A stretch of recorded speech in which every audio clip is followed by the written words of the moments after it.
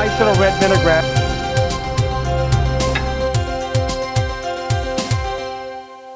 That's going to be good. Once a month, we have a very special dinner. It surrounds itself around a cooking class that we give, and it has different themes, and you can see what we're providing on any particular month if you check us online and or on Facebook. All the food and all the recipes that you have this evening can literally be done in advance. As you will see, I mean, that's what I did to be able to expedite this as efficiently as possible. You could take tidbits of it if you wanted to and serve it to family and friends. Valentine's Day is the whole theme behind it, so everything's a little bit sensuous or sassy or sweet or something fantastic like that. But we'll start with the oysters. We're going to start with the oyster po' boys, and then we'll get Peeke Toe Crab on the black corn cakes with the avocado concassé and the cilantro cream sauce. And then after that, we're going to have the cumin scented pork tenderloin with the goat cheese on melted croustade. We're going to be doing it. Oyster po' boy is something that you get from New Orleans. And that's got a little panko crumb and blue cornmeal. I'm putting in a little bit of herb just for some color. See, you just got to get everything ready when you do it. A little salt. And you fill it up with oil only maybe about a ½ inch deep. And it's going to be served with a fennel coleslaw. You know what else is really good? If you make coleslaw like this, just use rice wine vinegar, a little canola oil, put some blue cheese in it. Julienne, zucchini, summer squash, carrots, and fennel. Oh my God. That's the best freaking coleslaw you'll ever have. Okay, there's celery salt and a little bit of salt and a little bit of pepper. Today we're using Cane's mayonnaise. You know, if you live in Maine, you'll use Helmets. If you're down south, it's Miracle Whip. But if you're at Woodman's, you use Cane's, don't you? Yes, we do. Okay, I'm going to put a little bit of chive in here for color. Okay, so that part is there. I was going to use Parker House rolls, but I ended up getting brioche instead.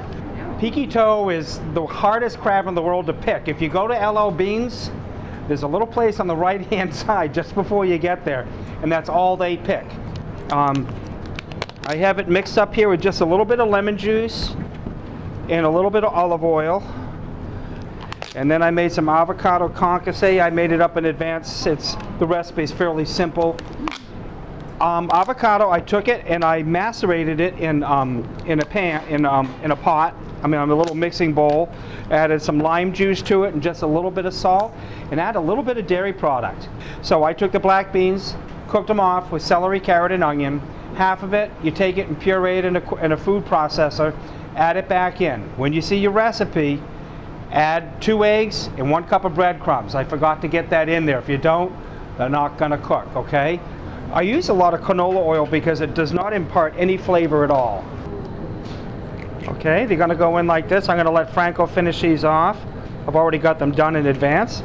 But you're going to cook them 2 minutes on each side, all right? And you can do them in advance, which makes it pretty easy. And when they're done, they're going to look like this. All right?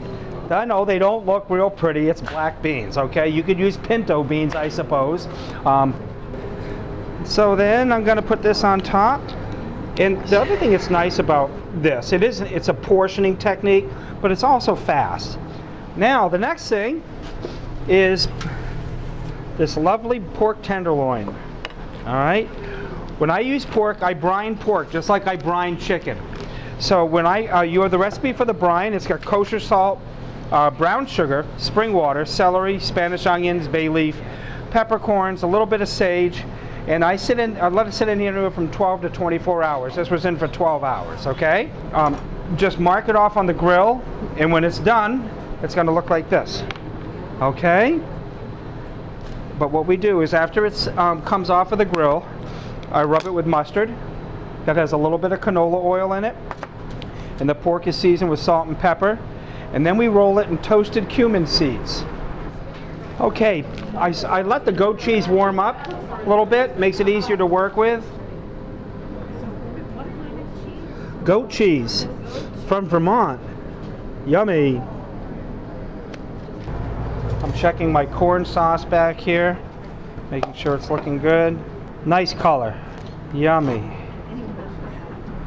Then we have to get the oysters on it next. Okay. And so this is your trilogy of hors d'oeuvres. These are a fork and, you know, so it's a little bit bigger than normal. Yay.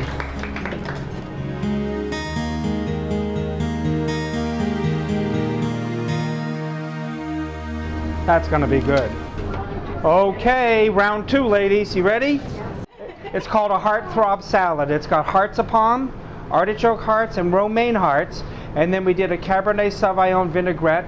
And I also put a little bit of sun-dried cherry in there to make it look a little red, okay? And then you're going to get a lobster bisque that's going to be garnished with micro chives and creme fraiche. I'm sorry, it's an asparagus bisque, which I had to make the day before because it doesn't have any flavor unless you do it. And the other one is we're making some crepes. And the crepes have wild mushrooms and shrimp and a cream cheese mousse inside and a warm lobster sauce that's poured over the top.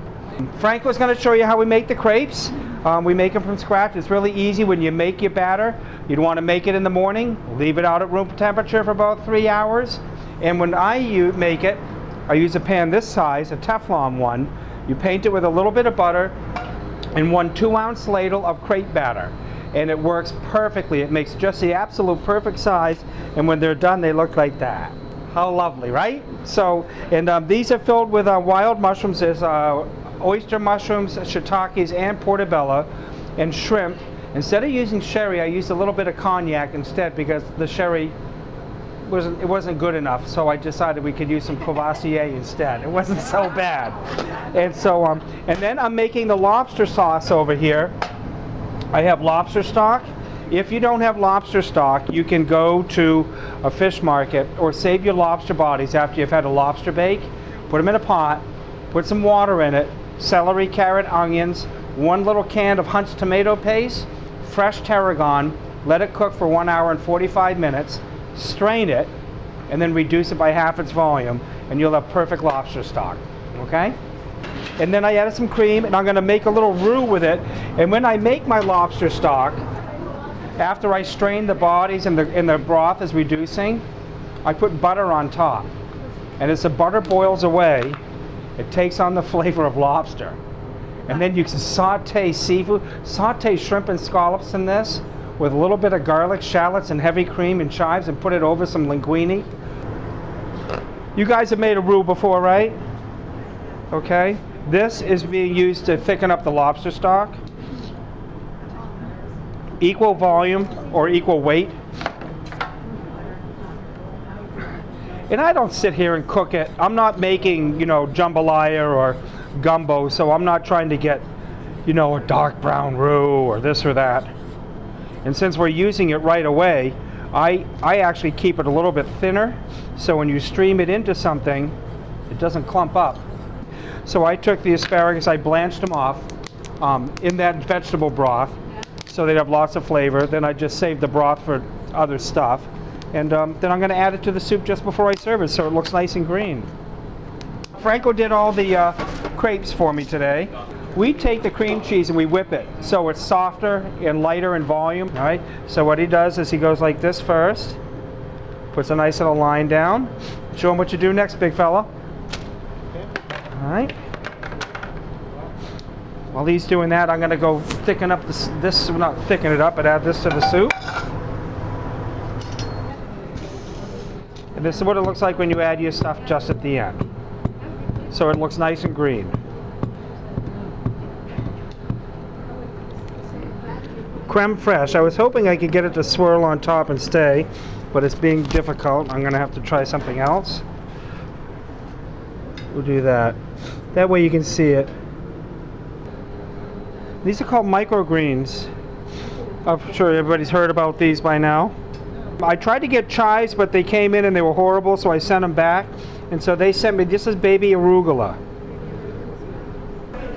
And so here's that nice little red vinaigrette. Oh. Brings a little color to your plate. But this is a lovely salad and nice setup. That's beautiful. That's a whole meal right there. There we go. Okay, round 2, ladies. You ready?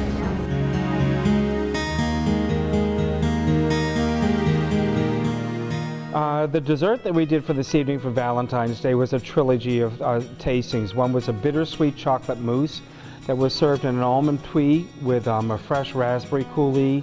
Then we did a classic creme brulee, but we did a fleur de sel creme brulee on the top, which has just a hint of sea salt to it to give it a sassy saltiness. And then we did some fresh berries with a classic Zabaglione, but substituted the Marcella with fresh lemon juice. And so this is your trilogy of hors d'oeuvres. These are a fork and, so it's a little bit bigger than normal. Yay. You should really come and join us. Every Wednesday in the beginning of the month, I give a culinary cooking class in celebration of Woodman's 100th year anniversary, and we're celebrating different culinary cuisines from all over the world, and we'll be doing this through the whole year up until January 1st of 2015 and probably beyond, but I'm looking forward to coming and entertaining you.